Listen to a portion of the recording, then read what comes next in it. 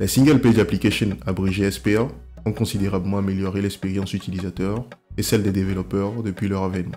L'écosystème des SPA a également beaucoup évolué. Malgré leurs nombreux avantages, les SPA sont souvent critiqués pour leurs limitations dans les applications nécessitant du SEO, c'est-à-dire l'optimisation pour les moteurs de recherche. Un second point pour lequel elles sont également critiquées est le temps de chargement initial, puisque la création du contenu d'une page dans le cas des SPA est déléguée au navigateur plutôt qu'au serveur. Aujourd'hui, lorsqu'il est question de SEO, c'est-à-dire du Search Engine Optimization, ou de performance dans le contexte des SPA, des termes comme CSR, SSR, SSG et ISR reviennent constamment.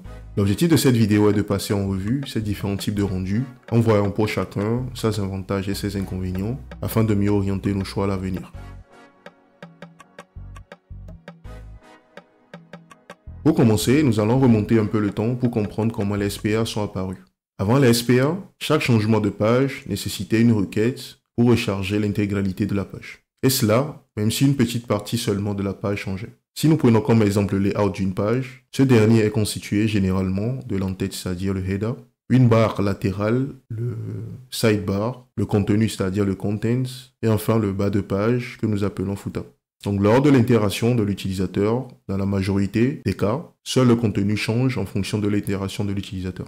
Avant les SPA, même si pour ce layout seulement le contenu change en fonction de l'interaction utilisateur, on était obligé de retélécharger toute la page, c'est-à-dire tout le layout, même si c'est seulement le contenu qui change, c'est-à-dire le content. L'idée des SPA est née pour éviter ces rechargements constants et réduire les requêtes serveurs au strict minimum, en les limitant par exemple uniquement aux requêtes nécessaires pour effectuer les mises à jour du contenu. Maintenant que nous avons une vue d'ensemble de la genèse des SPA, nous pouvons passer en revue les différents types de rendus qui s'offrent à nous aujourd'hui en explorant les avantages et les inconvénients de chacun. Concernant les différents types de rendus qui s'offrent à nous aujourd'hui, nous avons le Server-Side Rendering, abrégé SSR, nous avons le Static Site Generation, abrégé SSG, nous avons le Client-Side Rendering, abrégé CSR, et enfin le Incremental Static Regeneration, abrégé ISR. Nous allons commencer avec le SSR et le SSG, c'est-à-dire les types de rendus qu'on avait avant la SPA. Si nous avons un site avec du contenu statique, comme un blog, un site vitrine, un landing page, nous n'avons pas besoin de recalculer ou de recréer le contenu à chaque fois que quelqu'un accède à notre site depuis son navigateur. Au contraire, nous pouvons créer le contenu ou générer le contenu une seule fois sous un format HTML et le stocker quelque part pour le servir à chaque fois. En faisant cette génération de contenu en amont, on fait du SSG, encore appelé du pré-rendering. Avec le SSG, c'est-à-dire le Static Site Generation, le contenu de la page est généré lors de la compilation et les pages sont servies de façon statique, ce qui est adapté pour du contenu fils, comme des articles de blog, les landing pages, etc.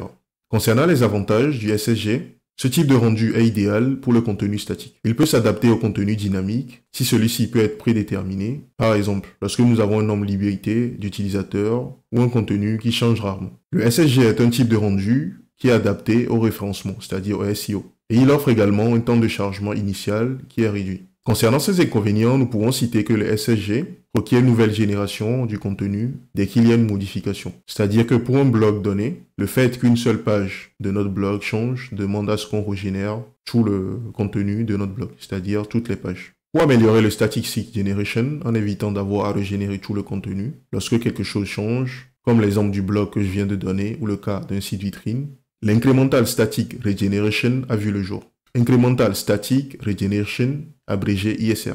Il s'agit d'une version améliorée du Static Site Generation, un type de rendu permettant de réduire le temps de compilation en régénérant uniquement les pages dont les contenus ont changé, plutôt que de tout régénérer.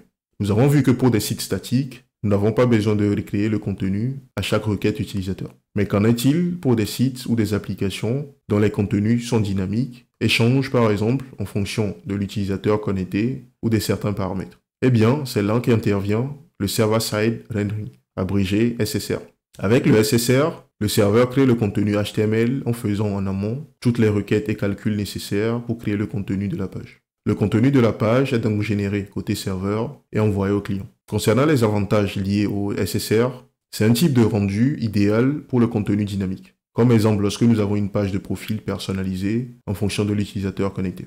Il permet également d'avoir un temps de chargement initial réduit en fonction de la puissance de calcul requise par le serveur. Le seul inconvénient lié au SSR, c'est qu'il requiert un serveur pour pouvoir générer de façon dynamique le contenu. Concernant le dernier type de rendu, qui est le Client-Side Rendering, abrégé CSR, ce type de rendu a vu le jour avec le Single Page Application. Au lieu de faire toute la génération du contenu final côté serveur, le serveur envoie juste un petit fichier HTML et du JavaScript au client. Le code JavaScript envoyé côté client représente généralement le code d'un framework SPA comme Angular, React, Vue, etc.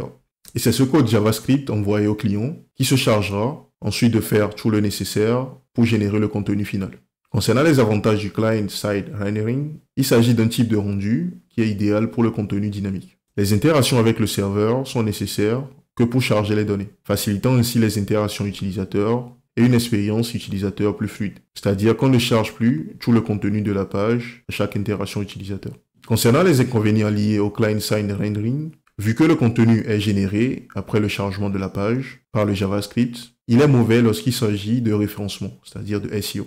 Avec le Client-Side Rendering, nous avons également un temps de chargement initial qui est élevé. Et cela s'explique par le fait que c'est le JavaScript initialement envoyé au client par le serveur lors de la première requête ou lors du premier chargement de la page qui se charge de créer le contenu de la page. Si nous faisons un petit résumé de tout ce que nous avons vu sur les différents types de rendus, nous pouvons noter que même si le Client-Side Rendering, abrégé CSR, permet d'améliorer l'interactivité d'une application et l'expérience de l'utilisateur, il ne coche pas toutes les cases lorsqu'il s'agit d'améliorer le référencement, c'est-à-dire le SEO, ou d'améliorer les Core Web Vitals, c'est-à-dire le temps de chargement initial, ou le fait d'éviter que le contenu change après le premier chargement, lorsque l'utilisateur tente d'interagir avec la page, etc. De leur côté, le Server-Side Rendering et le Static Site Generation cochent toutes ces cases. Afin d'améliorer l'expérience utilisateur et l'expérience développeur, en bénéficiant de l'avantage de tous ces types de rendus, les différents frameworks SPA qui s'offrent à nous aujourd'hui proposent une manière de mettre en place ces différents types de rendus ou de les combiner.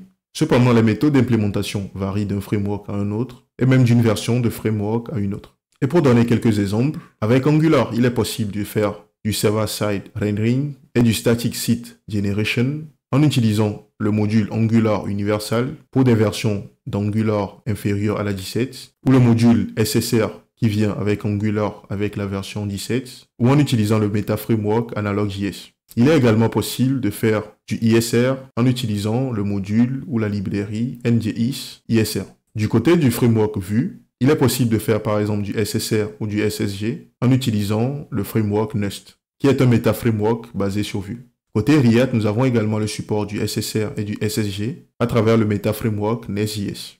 Si nous venons maintenant à la conclusion de cette vidéo, à la question quel type de rendu choisir, je dirais que cela dépend du besoin. Si vous avez besoin du référencement, c'est-à-dire du SEO, ou que vous souhaitez améliorer les Core Web Vitals de votre application ou de votre site, vous vous tournerez sûrement vers le SSG ou le SSR en fonction de la nature dynamique ou statique du contenu. En revanche, si le SEO, c'est-à-dire le référencement, n'est pas une priorité pour votre site ou votre application, inutile de se compliquer avec le SSR qui exige des ressources serveurs comme un serveur Node pour le déploiement. Pour vous orienter dans vos choix futurs, j'espère vous avoir fourni assez d'éléments pour vous aider à décider par vous-même. N'hésitez pas à partager vos avis ou expériences sur le sujet en commentaire.